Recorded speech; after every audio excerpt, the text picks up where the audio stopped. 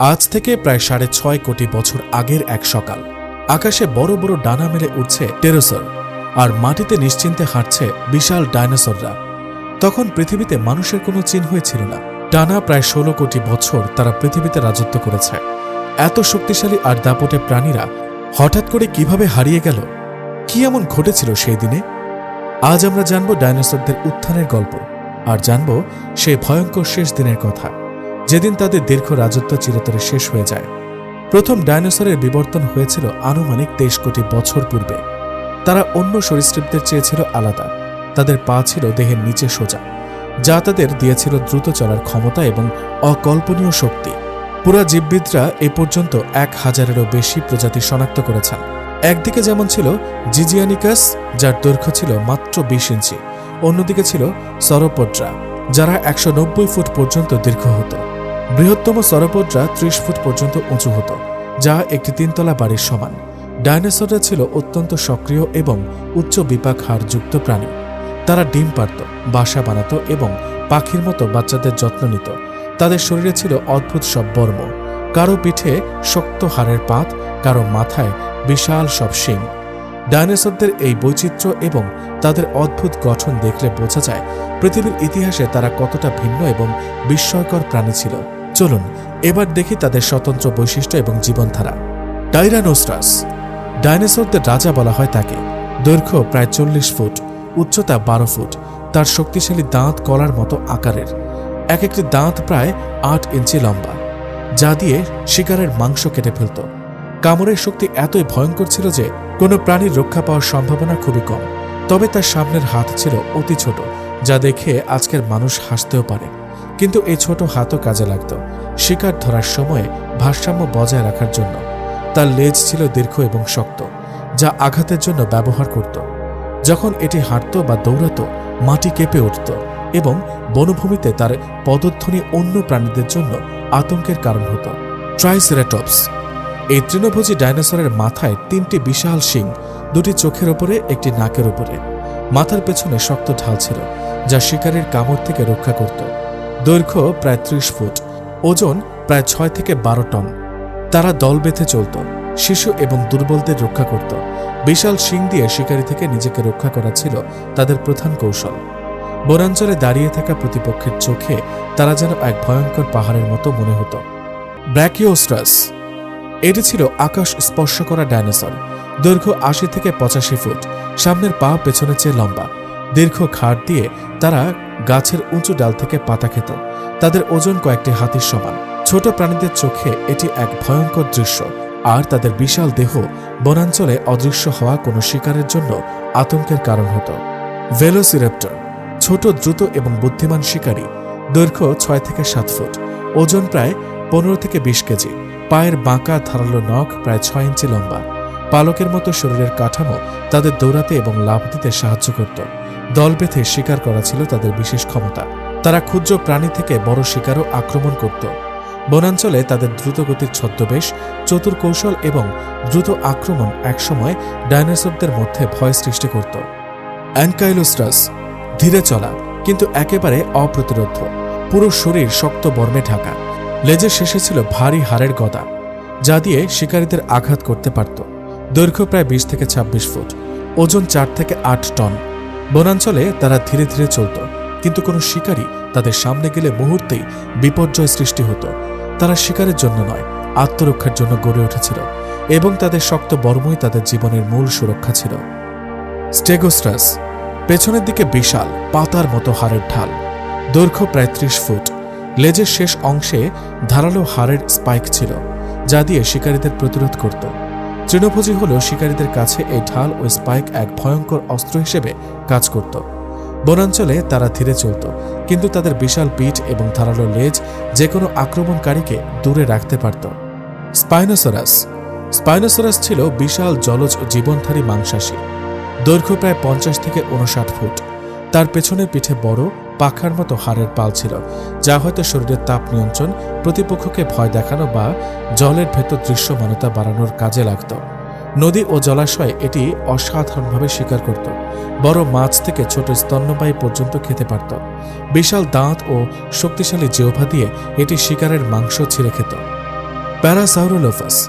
প্যারাসাউরোলোফাস ছিল দলবদ্ধ তৃণভোজী, দৈর্ঘ্য প্রায় 30 থেকে 35 ফুট। মাথার উপরে ছিল দীর্ঘ নলাকার শিং, যা দিয়ে শব্দ উৎপন্ন করে অন্য সদস্যদের সঙ্গে যোগাযোগ করত। তারা বনাঞ্চলে দলবদ্ধভাবে চলাফেরা করত, ধীরে ধীরে পাতা খেত এবং নিরাপত্তা বজায় রাখত। তাদের বিশাল দেহ এবং মাথার শিং দেখে শিকারীরা প্রায় ভীত হয়ে যেত। অ্যালোসরাস। অ্যালোসরাস ছিল মধ্যম আকারের মাংসাশী ডাইনোসর, দৈর্ঘ্য প্রায় 28 থেকে 32 ফুট, কিন্তু অত্যন্ত তীক্ষ্ণ এবং ভয়ঙ্কর। দ্রুত দৌড়াতে পারত এবং তার শক্ত দাঁত ও লেজ দিয়ে শিকারকে মুহূর্তে আঘাত করতে পারত। বনাঞ্চলে চলাফেরা করার সময় তাদের পদধ্বনি শিকারীদের জন্য আতঙ্কের কারণ ছিল। প্যাকিসেফালোসরাস। প্যাকিসেফালোসরাস ছিল মধ্যম আকারের তৃণভোজী, দৈর্ঘ্য প্রায় 15 থেকে 20 ফুট। তাদের সবচেয়ে বড় বৈশিষ্ট্য ছিল মাথার ওপরের অংশের শক্ত গম্বুজাকার হাড়। তারা এ মাথা দিয়ে ধাক্কা মারত প্রতিপক্ষের সঙ্গে লড়াই, নিজেদের এলাকা রক্ষা বা রাজ্য প্রদর্শনের জন্য। অন্যান্য প্রাণীরা দূর থেকে এদের পর্যবেক্ষণ করত এবং কখনো কখনো তাদের কাছ থেকে দূরে পালাত। প্যাকিসেফালোসরাস ছিল বুদ্ধিমান। তাদের দলবদ্ধ আচরণ বনাঞ্চলে নিরাপত্তা নিশ্চিত করত এবং ছোট ছোট শিশুরা তাদের সঙ্গে নিরাপদে বেড়াত। 6.5 কোটি বছর আগের সেই দিনটি আর 10টা দিনের মতো শুরু হয়েছিল।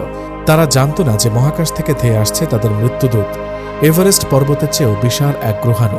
সূর্যের আলো প্রতিফলিত করে এক উজ্জ্বল গোলার মতো ধেয়ে এলো মেক্সিকোর ইউকাটান উপদ্বীপের দিকে। শব্দের চেয়ে প্রায় 60 গুণ বেশি গতিতে এটি যখন বায়ুমণ্ডলে প্রবেশ করল, তখন ঘর্ষণের ফলে এর তাপমাত্রা সূর্যের পৃষ্ঠের চেয়েও বেশি হয়ে গেল।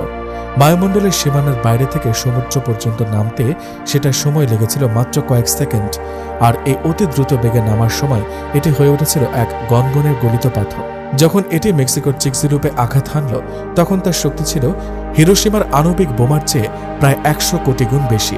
আঘাতের সেই কম্পন থেকে সৃষ্টি হল রিক্টার স্কেলে 11 মাত্রার চেয়েও শক্তিশালী এক মেগা ভূমিকম্প। এই কম্পন এতই তীব্র ছিল যে পুরো পৃথিবী আক্ষরিক অর্থে কেঁপে উঠেছিল। 15,000 কিলোমিটার দূরের ভারত উপমহাদেশেও সেই কম্পনের ফলে মাটিতে ফাটল ধরল এবং শুরু হলো ভয়াবহ অগ্নুৎপাত। সেই লাফায় ঢাকা পড়ল বর্তমান ভারতের অর্ধেকেরও বেশি অংশ। বাতাসের তাপমাত্রা হয়ে গেল শত শত ডিগ্রি। আকাশে ছিটকে ওঠা গলিত পাথর পৃথিবীর বায়ুমণ্ডলে ঘর্ষণের ফলে আগুনে পরিণত হয়। কয়েক মিনিটের মধ্যে পৃথিবীর বিশাল অংশ জ্বলতে শুরু করে, বনভূমি আগুনে পুড়ে যায়, আকাশ লাল হয়ে ওঠে, হাজার হাজার প্রাণী সেই মুহূর্তেই ধ্বংস হয়ে যায়। ডাইনোসররা প্রকৃতির এই রুদ্ররূপের সামনে অসহায় হয়ে পড়ে। আঘাতের ফলে সৃষ্টি হয় ভয়ঙ্কর ভূমিকম্প, মহাসাগরে সৃষ্টি হয় 100 মিটার উঁচু সুনামি। উপকূলীয় অঞ্চলগুলো মুহূর্তে তলিয়ে যায় পানির নিচে। সমুদ্রের প্রাণীরাও রক্ষা পায়নি। পুরো পৃথিবী যেন একসাথে কেঁপে উঠেছিল। একই সাথে সমুদ্রের তলদেশ ওলটপালট হয়ে তৈরি হলো 1 কিলোমিটার উচ্চতার মেগা সুনামি। উপকূলে চড়ে বেড়ানো ডাইনোসররা সে ঢেউয়ের তলায় খড়কুটোর মতো ভেসে গেল। কিন্তু আসল বিভীষিকা ছিল আকাশ থেকে। আঘাতের ফলে ছিটকে যাওয়া কোটি কোটি টন গলিত পাথর যখন আবার পৃথিবীতে ফিরে আসছিল, বাতাসের ঘর্ষণে সেগুলো হয়ে উঠল এক একটি জ্বলন্ত আগুনের গোলা। সারা পৃথিবী জুড়ে শুরু হলো অগ্নিবৃষ্টি। যেখানেই সেগুলো পড়ল, সেখানেই দাউ দাউ করে জ্বলে উঠল দাবানল। পাথরের গলিত সালফার সমুদ্রের পানিকে করে তুলল অ্যাসিডিক। কিন্তু সবচেয়ে ভয়ঙ্কর অংশটি তখনও বাকি ছিল। আঘাতের ফলে বায়ুমণ্ডলে ছড়িয়ে পড়ে ধূলিকণা, ধোঁয়া ও সালফারের মেঘ। সূর্যের আলো পৃথিবীতে পৌঁছাতে পারে না। কয়েকদিনের মধ্যে পৃথিবী অন্ধকারে ঢেকে যায়। শুরু হয় ইম্প্যাক্ট উইন্টার। তাপমাত্রা দ্রুত কমে যায়। গাছপালা সূর্যলোক না পেয়ে মারা যেতে শুরু করে। তাপমাত্রা রাতারাতি 25 থেকে 30 ডিগ্রি সেলসিয়াস কমে গেল। শুরু হলো এক দীর্ঘস্থায়ী তুষারপাত। ডাইনোসররা, বিশেষ করে যারা ছিল বিশাল দেহী, তারা এই হাড় কাঁপানো শীত আর অন্ধকারের মোকাবেলা করতে পারল না। প্রথমে মারা গেল তৃণভোজীরা, কারণ তাদের জন্য পর্যাপ্ত খাবার ছিল না। এরপর মারা যেতে শুরু করলো সেই মাংসাশীরা, যারা ওই তৃণভোজীদের খেয়ে বেঁচে থাকত। যে প্রাণী যত বড় ছিল, তার খাদ্যের চাহিদাও ছিল তত বেশি। ফলে দানবীয় ডাইনোসররাই হলো সবচেয়ে বড় শিকার। পৃথিবীর 75% প্রজাতি বিলুপ্ত হয়ে গেল সেই গ্রহাণুর আঘাতে।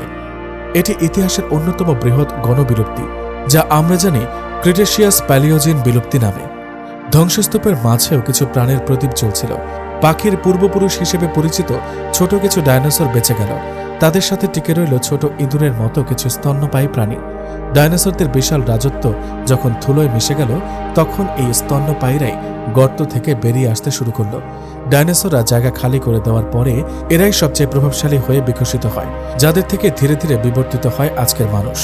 বিজ্ঞানীরা কিভাবে জানলেন এই গল্প? পৃথিবীর বিভিন্ন স্থানে একটি বিশেষ স্তরে পাওয়া গেছে ইউরিয়াম নামের বিরল ধাতু, যা সাধারণত মহাকাশীয় বস্তুর মধ্যে বেশি থাকে। এই স্তরটি সেই সময়কার। এছাড়া পাওয়া গেছে আঘাতের প্রমাণ, গলিত শিলা ও বিশাল ক্রেটার। এসব প্রমাণ একত্রে ইঙ্গিত দেয় একটি বিশাল গ্রহাণুই ছিল ডাইনোসরদের পতনের কারণ। যদি এই ভিডিওটি আপনার ভালো লেগে থাকে, লাইক দিন, কমেন্টে জানান আপনার মতামত এবং সাবস্ক্রাইব করুন এমন রহস্যময় বিজ্ঞান ভিত্তিক ডকুমেন্টারি ভিডিওর জন্য।